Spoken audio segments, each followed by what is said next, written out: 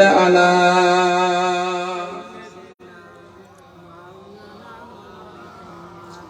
وعلى آل سيدنا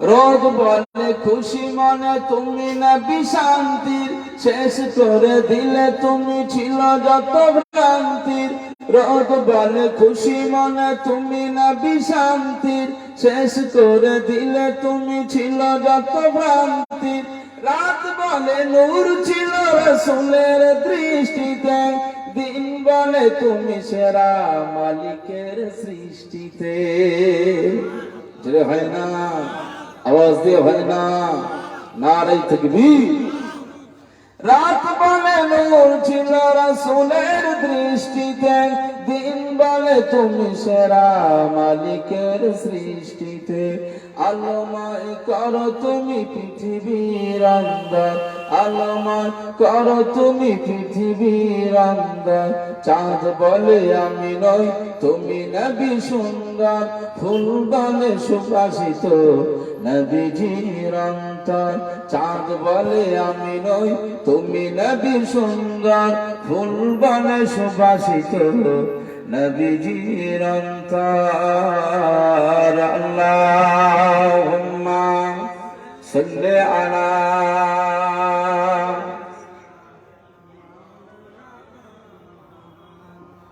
ওয়া আলা আলি সাইয়্যিদিনা আরবের পথ বলে তুমি ছিলে মুক্তির বয়ে দিলে ধরণীতে বায়ু তাপ স্বস্তির আরবের পথ বলে তুমি ছিলে মুক্তির বয়ে দিলে ধরণীতে বায়ু তাপ স্বস্তির মদিনার বাতাসেরা এসে বলে বাংলায় মদিনার বাতাসেরা এসে বলে বাংলায় আকাশের সুখ নামে প্রতিদিন রওজায় যেটা হয় না রাসূলুল্লাহর দরবারে আল্লাহর পক্ষ থেকে প্রতিটি সেকেন্ডে একটা সেকেন্ড মিস হয় না আল্লাহ রাসূলের দরবারে আসমান থেকে সব সময় রহমত নাজিল হচ্ছে বলুন সুবহানাল্লাহ প্রত্যেকদিন সুবহে সাদিক ফজর থেকে নিয়ে আর মাগরিব পর্যন্ত প্রত্যেকদিন ৭০,০০০ ফেরেশতারা আল্লাহর নবীর নূর নবীজির রওজাকে ঘিরে জিয়ারাতে ৭০,০০০ ফেরেশতারা জিয়ারাতে মশগুল থাকে আবার সন্ধ্যা থেকে নিয়ে ফজর পর্যন্ত এইভাবে সারা রাত প্রত্যেক দিন ৭০,০০০ করে ফেরেশতারা আল্লাহর রাসূলের রওজাখানাকে গোল করে ঘিরে রেখে জিয়ারাত করা মশগুল থাকে জোরে বলুন সুবহানাল্লাহ সব সময় আল্লাহর পক্ষ থেকে রহমত নাজিল হচ্ছে সেই নবীজি আমাদের নবীজি সেই রাসূল হচ্ছে আমাদের রাসূল গোটা পৃথিবীতে আমরা যারা মানুষ হিসাবে বসবাস করছি সব যারা ঈমানদার আমরা আমাদের পৃথিবীতে যত বন্ধু বান্ধব স্ত্রী পুত্র সন্তান সন্ততি পিতা মাতা ফ্যামিলি থেকে শুরু করে আমাদের নিকটতম যত বন্ধু বান্ধব আছে নেতা দুনিয়ার লিডার থেকে শুরু করে সবকে বাদ দিয়ে আগে আমাদের নূর নবীজির ভালোবাসা আমাদের হৃদয়ের ভিতরে জায়গা দিতে হবে যতক্ষণ না দেওয়া যাবে ততক্ষণ পূর্ণাঙ্গ মুমিন হওয়া সম্ভব হবে না বলুন সুবহানাল্লাহ সেরকম একজন নবী যার রওজাতে আল্লাহর পক্ষ থেকে সব সময় খাজানা সাকিনা নামছে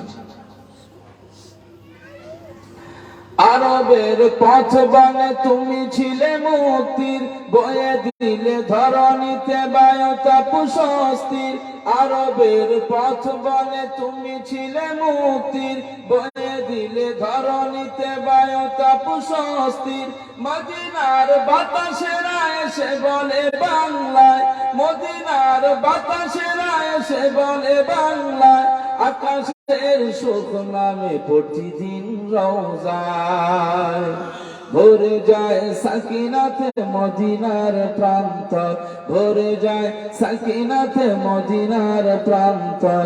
চাঁদ বলে আমি নই তুমি নবী সুন্দর, ফুল বলে সুবাসিত নবীজির অন্তর।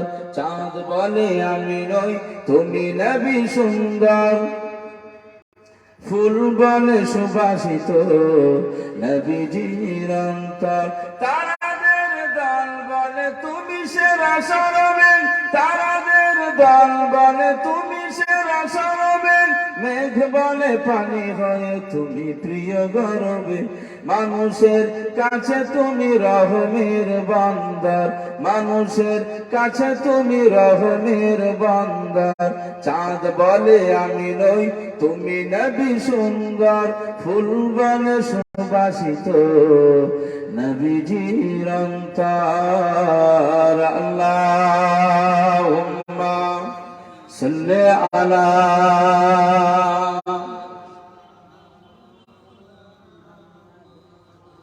ওয়া আলা আলি সাইয়্যিদিনা। তুমি আসমানে থাকো প্রভু আমি জমিনে, তবু তোমারি প্রেম জমে হৃদয় গহীনে।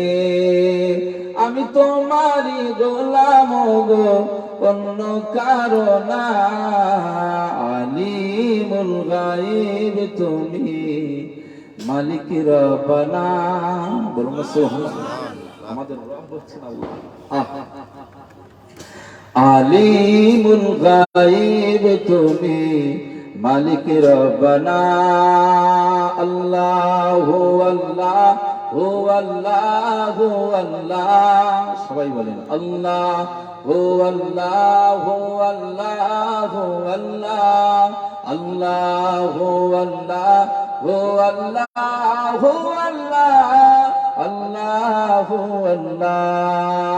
কালমা লা ইলাহা ইল্লাল্লাহ, লা ইলাহা ইল্লাল্লাহ।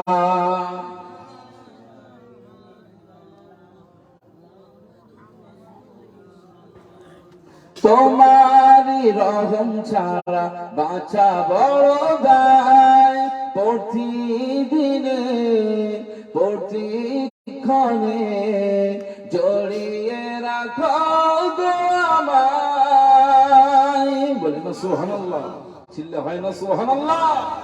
আল্লাহর রহমত ছাড়া আমাদের বাঁচার অধিকার আছে নাকি? প্রতিটি সেকেন্ডে আমাদের যে স্পন্দন গুলো, অর্থাৎ আমাদের ভিতরের শ্বাস প্রশ্বাস সব সময় যে অক্সিজেন জারি আছে, এটা আল্লাহর পক্ষ থেকে খাস নিয়ামত।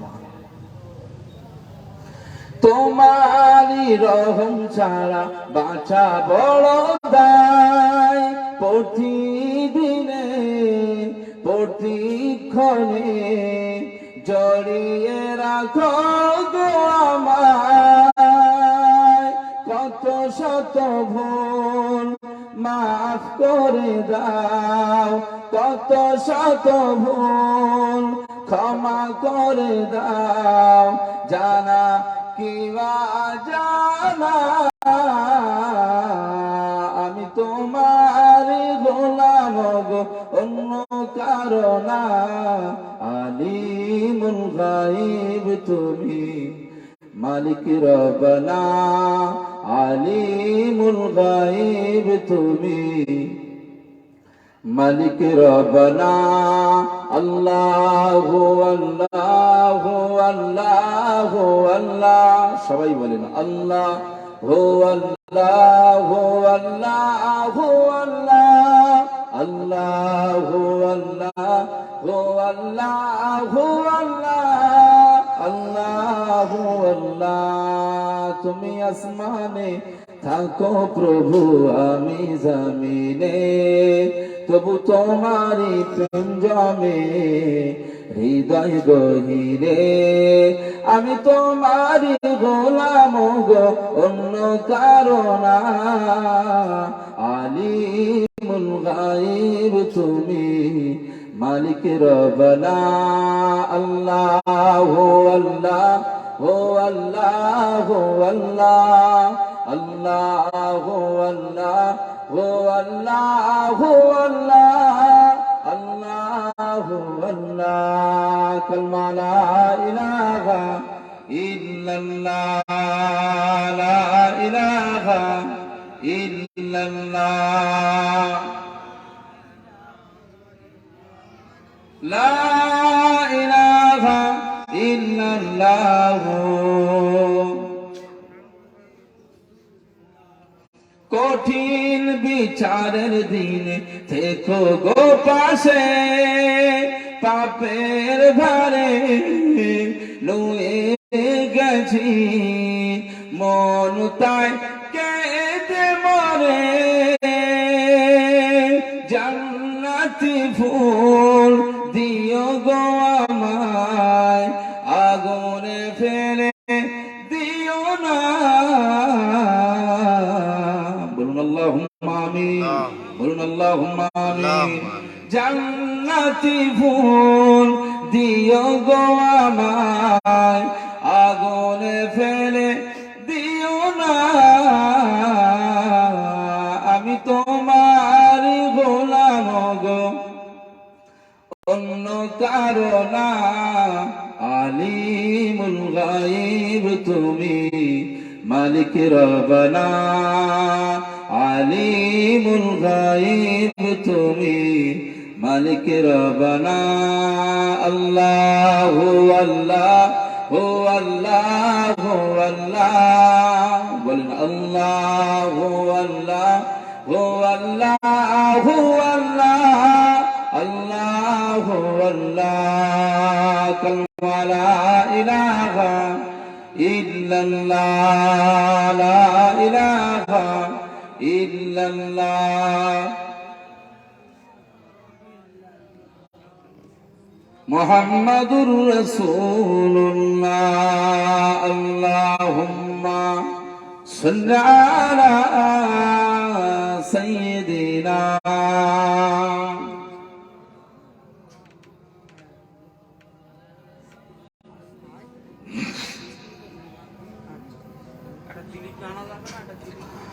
قال الله تعالى في كلام المجيد والفرقان الحميد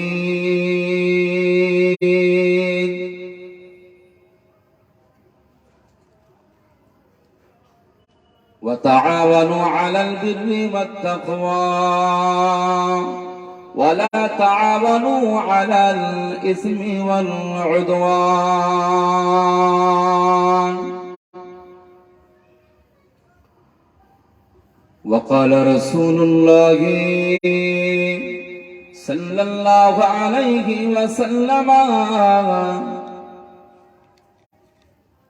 إن الله لا ينظر إلى صوركم وأموالكم ولكن ينظر إلى قلوبكم وأعمالكم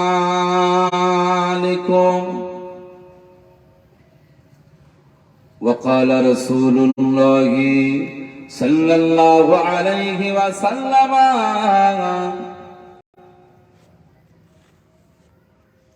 يا أيها الناس توبوا إلى الله فإني أتوب إليه في اليوم 100 مرة أو كما قال عليه الصلاة والسلام জিরানগাছা সদরপাড়া মহল্লাবাসীদের উদ্যোগে আয়োজিত আজ এই সুন্দর মাহফিল মাহে শাবানের এক রজনীতে আমরা সেই মাহফিলে অংশগ্রহণ করেছি। আজকে মাহফিলের নির্বাচিত সভাপতি সাহেব, ম্যানেজিং কমিটি বৃন্দ,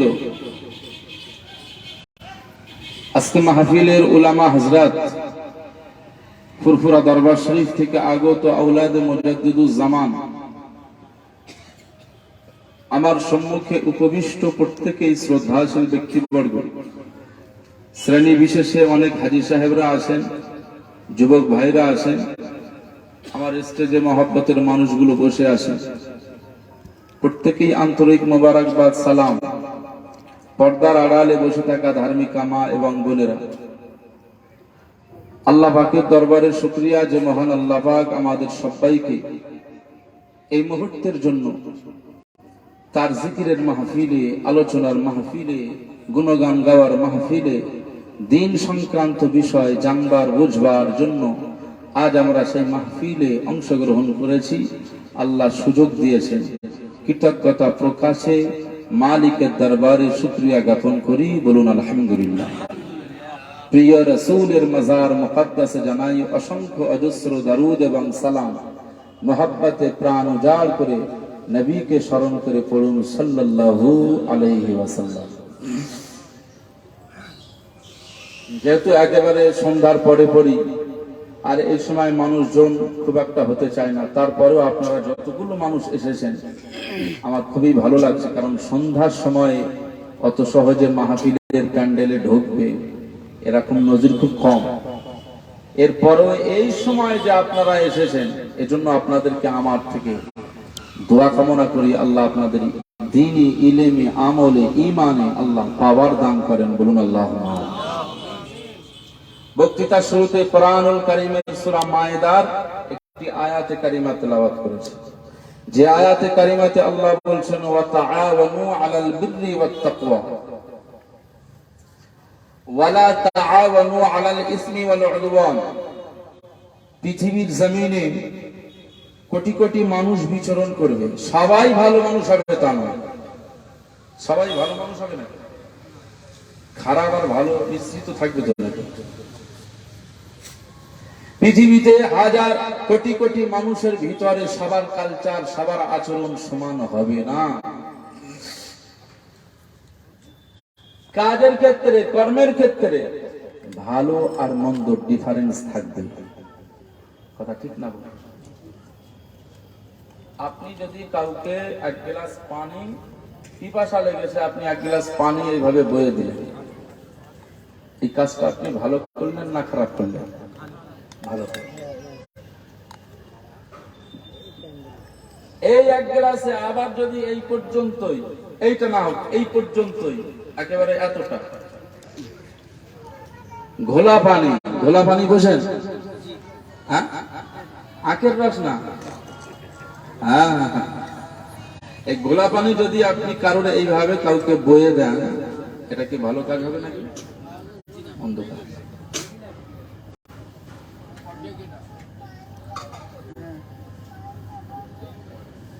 মহান আল্লাহ পাক কোরআনুল কারীমে জানান, এই পৃথিবীর জমিনে কোটি কোটি বান্দা বান্দিরা বিচরণ করবে। আমি আল্লাহ পাক জানিয়ে দিলাম, পৃথিবীর জমিনে যারা ভালো কাজ করবে, এই ভালো কাজের তোমরা সহযোগিতা করবে। ওয়া তাআওয়ানু আলাল বিররি ওয়াত তাকওয়া, এই পৃথিবীতে ভালো কাজে তোমরা সাহায্য সহযোগিতা করবে। না না না, আমি আল্লাহ জানিয়ে দিলাম, লা তাআওয়ানু আলাল ইসমি ওয়াল উদওয়ান, মন্দ কাজে সাহায্য সহযোগিতা করবে না। পৃথিবীর জমিনে অশ্লীল কাজের সহযোগিতা করবে না, অসামাজিক কাজের সহযোগিতা করবে না, গুনাহের কাজের সহযোগিতা করবে না। এই কর্মের ফলে আমি আল্লাহ দোষী বানিয়ে দেব। কিন্তু যদি ভালো কাজ থাকে,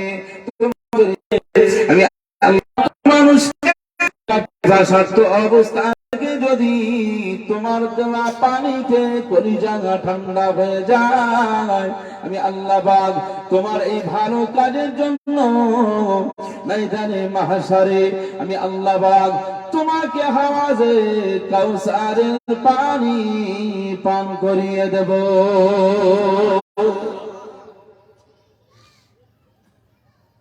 আর যদি মদের গ্লাসে গিয়ে দেন, ওটা তো হারাম, আমি আল্লাহ ওটা পছন্দ করি না। আর ওইটা করলেই আমি আল্লাহ তোমাকে দোজখী বানাবো, জাহান্নামী বানাবো। মক্কার জমিনে আল্লাহ নবী দিন ও দুনিয়ার বাদশা হাবিবুল্লাহ নবী জনাব মুহাম্মদুর রাসূলুল্লাহ সাল্লাল্লাহু আলাইহি ওয়াসাল্লাম জনগণদের কাছে সবসময় ভালো মেসেজ দিয়েছেন, ভালো বার্তা দিয়েছেন, ভালো কথাটাকে মানুষের কাছে উপস্থাপন করেছেন, ভালো কথা প্রচার করেছেন, ভালো সামাজিকতা মানুষের কাছে তুলে দিয়েছেন, সুষ্ঠু সমাজ গঠন করেছেন।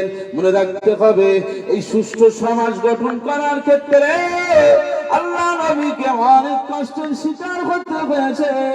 এমনকি তায়েফের ময়দানে আল্লাহ নবীকে তারা মেরে মেরে জখম করে দিয়ে এমন একটা পর্যায়ে এসেছে, নূর নবীজি বেহুশ হয়ে তায়েফের রাস্তায় পড়ে আছে।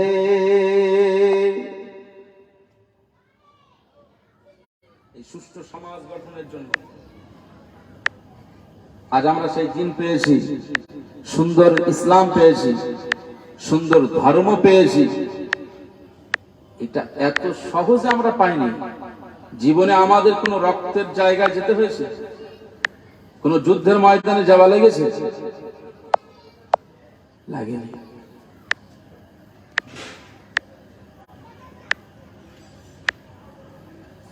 ও ভাইজানেরা, নওজওয়ানেরা, যুবকেরা, আল্লাহ নবী দিন ও দুনিয়ার বাদশাহ হাবিবুল্লাহকে, নবী জনাবে মুহাম্মদুর রাসূলুল্লাহ সাল্লাল্লাহু আলাইহি ওয়াসাল্লাম মক্কার জমিনে তিনি যখন এই সহজ বার্তাটা মানুষের কাছে পৌঁছে দিত, তৎকালীন সমাজের কিছু অসভ্য, নোংরা, তৎকালীন সমাজের কিছু অসামাজিক মানুষ ছিল, যারা লিডার, যারা নেতৃত্বের ভিতরে ছিল, এই সমস্ত অসামাজিক মানুষগুলো আল্লাহ নবীর সহজ কথাটা তারা মেনে নিতে চায়নি। অত সহজে মেনে নেয়নি, কিন্তু রাসূলুল্লাহ হাল ছাড়েনি। কথা ঠিক না বল? আমাদেরকেও এই সুষ্ঠু সমাজের ভিতরে আমাদের ত্যাগ, তিতিক্ষা, স্যাক্রিফাইস করতে হবে দ্বীনের জন্য, শরিয়তের জন্য, ইসলামের জন্য। যদি আমরা না করতে পারি, আদর্শবান উম্মাত কখনোই হতে পারবে না।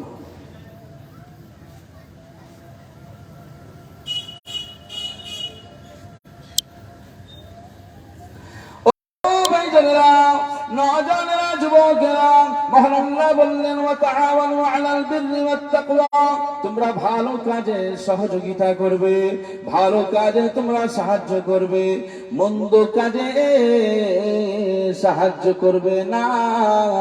আমি আল্লাহ কোরআনের আয়াত নাযিল করে দিয়ে তোমাদেরকে সতর্কতা জারি করে দিলাম। কেউ যদি আমার এই কথাটা না মানে, মান্যতা না দেয়, এর সাইজ করার জন্য আমি আল্লাহ যথেষ্ট।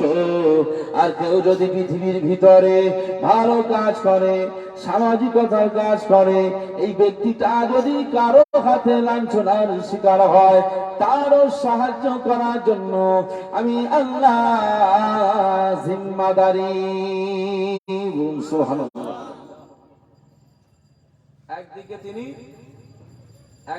একদিকে তিনি অসামাজিক মানুষদের শায়েস্তা করার জন্য প্রস্তুত, অপরদিকে কেউ যদি ভালো মানুষদের উপরে নির্যাতন চালায়, তাদের ক্ষেত্রেও আল্লাহ বলছেন যে তারা ধৈর্য অবলম্বন করলেই আমি আল্লাহ তাদের সাহায্য করার জন্য জিম্মাদারি হয়ে গেলাম। জোরে বলুন সুবহানাল্লাহ।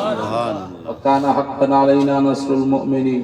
এই পৃথিবীতে এই কথাটা মুমিনদের জন্য একমাত্র আল্লাহই বলেছেন যে মুমিন যারা, ঈমানদার যারা, ঈমানওয়ালা যারা, এদের নিশ্চিন্তে, এদেরকে টেনশন করার কোনো প্রয়োজন নেই।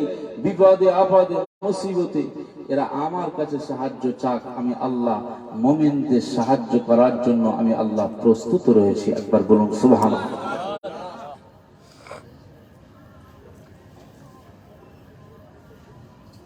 ও ভাইজানেরা, নওজওয়ানেরা, যুবকেরা, মক্কা শরীফে হযরত বেলাল রাদিয়াল্লাহু আনহুর উপরে নির্যাতন চালানো হয়েছিল না হয়নি? আল্লাহ নবীর সাহাবী হযরত বেলাল রাদিয়াল্লাহু আনহু, তিনি কিন্তু আমাদের জানেন যে এই পৃথিবীতে আল্লাহ কোটি কোটি মানুষদেরকে পৃথিবীতে সৃষ্টি করেছেন, কিন্তু সবার কালো বানায়নি, সবার পরিষ্কারও বানায়নি, সবার বেটে করেনি, সবার লম্বাও করেনি। কথা ঠিক না? মানে সৃষ্টির ভিতরে আল্লাহ কাউকে লম্বা, হাইটটা অনেক উঁচু, আবার কেউ ছোট, আবার অনেকের পিছনে কুঁজো, কেউ সাদা কেউ কালো, এভাবে আল্লাহ গোটা পৃথিবীটাকে সাজিয়েছেন। তো হযরত বেলাল রাদিয়াল্লাহু আনহু হাবশী দেশের যেহেতু মানুষ ছিলেন, তিনি কিন্তু কালো মানুষ ছিলেন। একদিকে কালো মানুষ ছিল, আজ আমেরিকার জমিনে এই বর্ণ বৈষম্য রয়েছে, কালো মানুষদের সাদা মানুষরা দেখতে পারে না। এটা প্রাচীন যুগ থেকেও ছিল। হযরত বেলাল রাদিয়াল্লাহু আনহু বর্ণনা করেন, নূর নবীজির আদর্শটা দেখে আমি এতটা দিওয়ানা হয়ে গেলাম। আমি একটা মনিবের ঘরে কাজ করতাম, তার দিন রাতের সেবা পরিশ্রম করে আমি তার সব কথাকে মান্যতা দিতাম। কিন্তু আমার মনিব ছিল অনেক নিষ্ঠুর, তার মনটা অনেক কঠোর ছিল। সামান্য ত্রুটি হলে আমার উপরে নির্যাতন চালাতে তার মন কাঁপত না, একবারের জন্য প্রাণ কাঁপত না।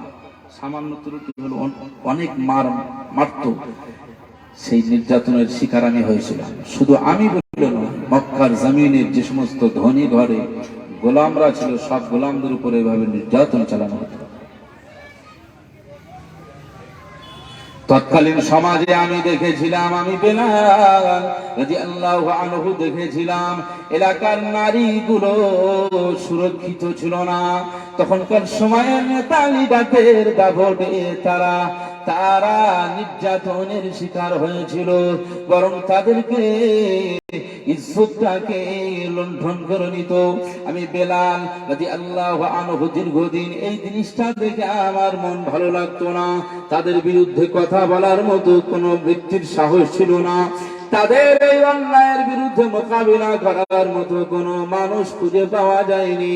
কিন্তু আমি বেলাল দেখেছি, একমাত্র আমিনার বেটা হযরত মুহাম্মদ সাল্লাল্লাহু আলাইহি ওয়াসাল্লাম মক্কার জমিনে তিনি তাদের এই অন্যায়ের বিরুদ্ধে আল্লাহ নবী তিনি সংগ্রাম করা শুরু করে দিয়েছে। একাই সংগ্রাম করা শুরু করেছে। আল্লাহ নবী দ্বীনের দাওয়াত দিচ্ছেন, শান্তির বার্তা দিচ্ছেন। রাসূলুল্লাহ সাল্লাল্লাহু আলাইহি ওয়াসাল্লাম একাই তিনি মোকাবিলা করছেন।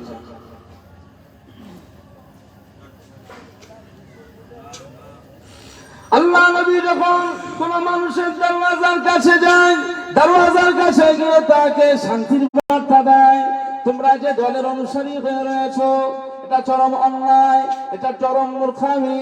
যে দলের অনুসারী হয়ে রয়েছো তাদের কালচার, তাদের সংস্কৃতিটা ভালো নয়, অতএব ফিরে এসো।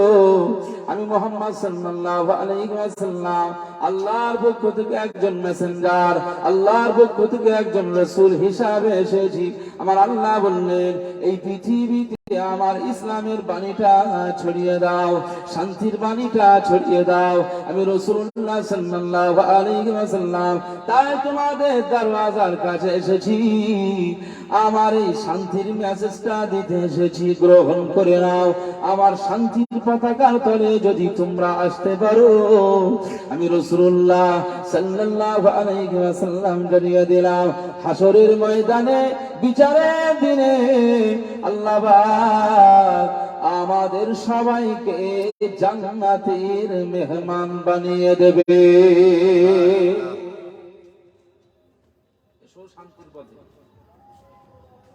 হযরত বিলাল রাদিয়াল্লাহু আনহু বললেন যে দরওয়াজা থেকে ধাক্কা দিয়ে মুহাম্মদ সাল্লাল্লাহু আলাইহি ওয়াসাল্লামকে তাড়িয়ে দেয়।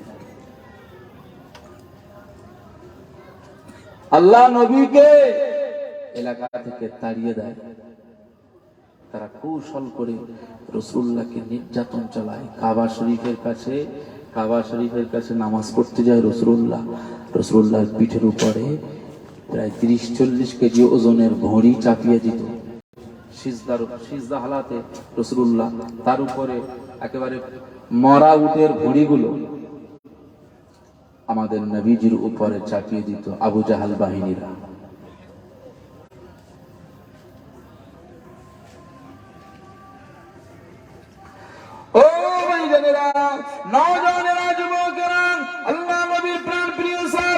হযরত বেলাল রাদিয়াল্লাহু আনহু বলেন, আল্লাহ নবী এই সিজদা অবস্থায় তারা মেনে নিতে পারতো না, উটের ভুঁড়িটাকে তারা চাপিয়ে দিত। আল্লাহ নবীকে জানে মেরে দেওয়ার যে চক্রান্ত তারা করেছিল, না না, আমি বেলাল জানিয়ে দিলাম, অবশ্যই আল্লাহ নবীর উপরে আমার আল্লাহর পক্ষ থেকে সাহায্য নেমে এসেছে। একবার বলুন সুবহানাল্লাহ। আমি বেলাল জানিয়ে দিলাম, আল্লাহ নবীর কলিজার টুকরা মা ফাতেমা রাদিয়াল্লাহু তাআলা আনহা, অল্প বয়সের এই মেয়েটা দ্বীনের নবীর উপরে এই নির্যাতন সহ্য করতে পারে নাই।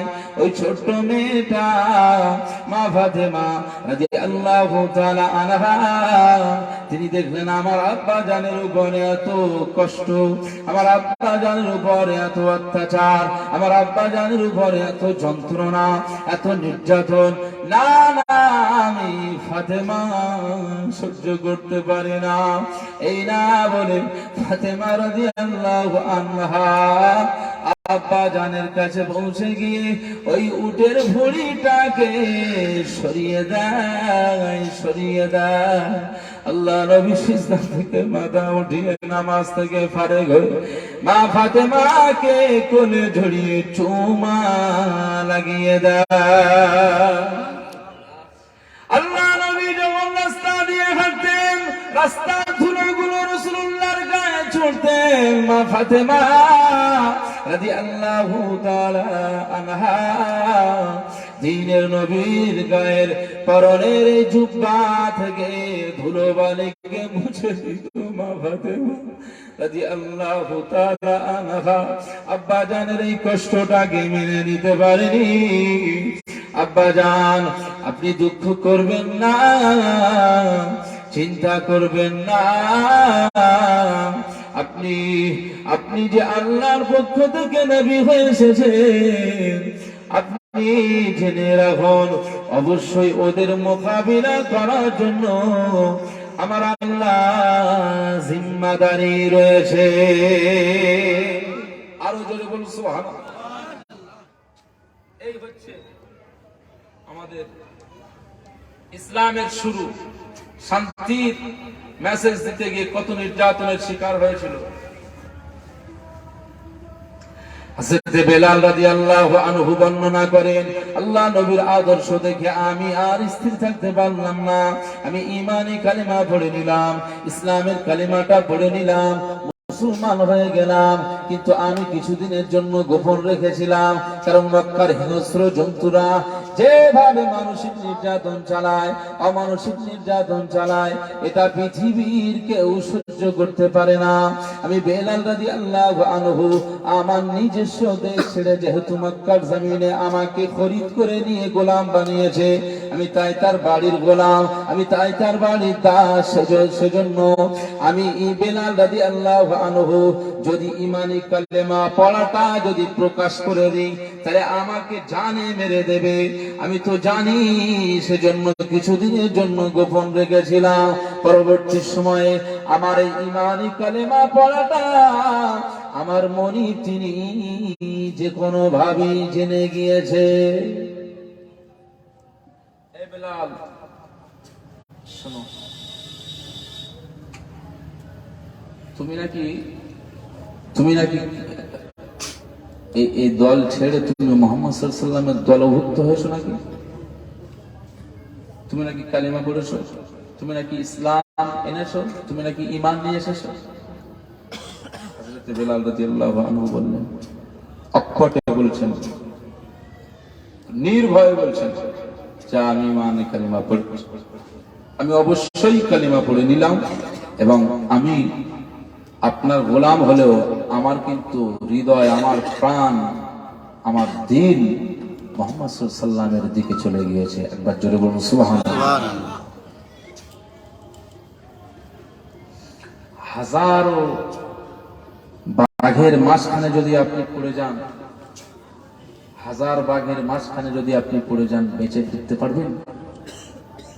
তখন যে কোনো ভাবেই আপনি বাঁচার চেষ্টা করবেন, নিজেকে জানে বাঁচার চেষ্টা করবেন। মক্কার লিডারদের এই ভিতরটা ছিল বাঘের মতো, জন্তুর মতো তাদের আচরণ ছিল,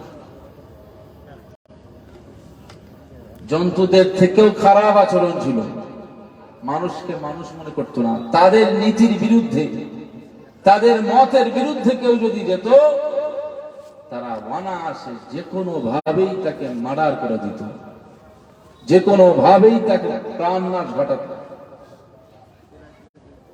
এই ছিল তাদের কালচার, সংস্কৃতি। এই অসভ্য সমাজকে পাল্টাতে রাসূলুল্লাহ ময়দানে নেমেছিলেন। একবার জোরে বলুন সুবহানাল্লাহ। আমরা তো সেই দলের অনুসারী নাকি? আমরা তো সেই নূর নবীজির উম্মাহ। আমাদেরকে ঠিক সেইভাবেই আমাদের এগিয়ে চলতে হবে, নির্ভয়।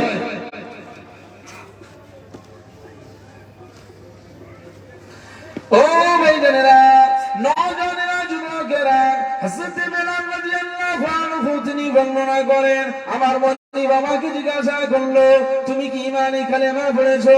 আমি বেলাল বললাম, অবশ্যই আমি ঈমানি কালেমা পড়লাম। ওই সময় আমার মনিব আমাকে বললো, বেলাল, তুমি যে ঈমানি কালেমা পড়েছো, এর কি সাজা তুমি কি জানো?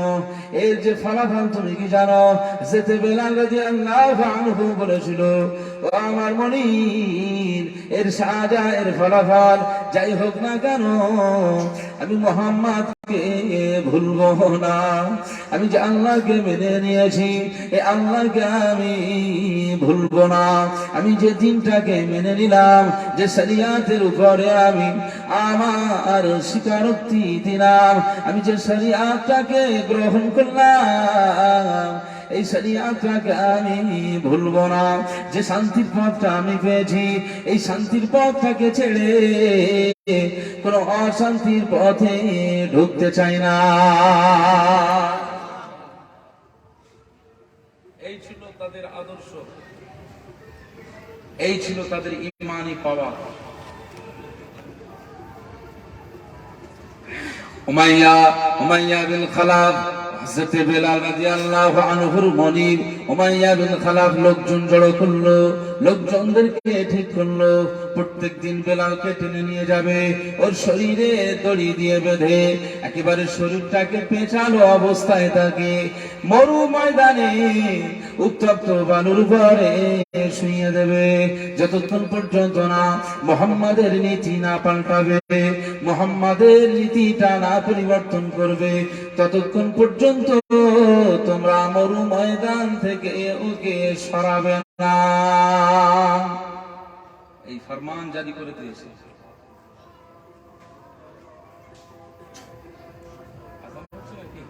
এই মসজিদে আযানটা হয়েছে।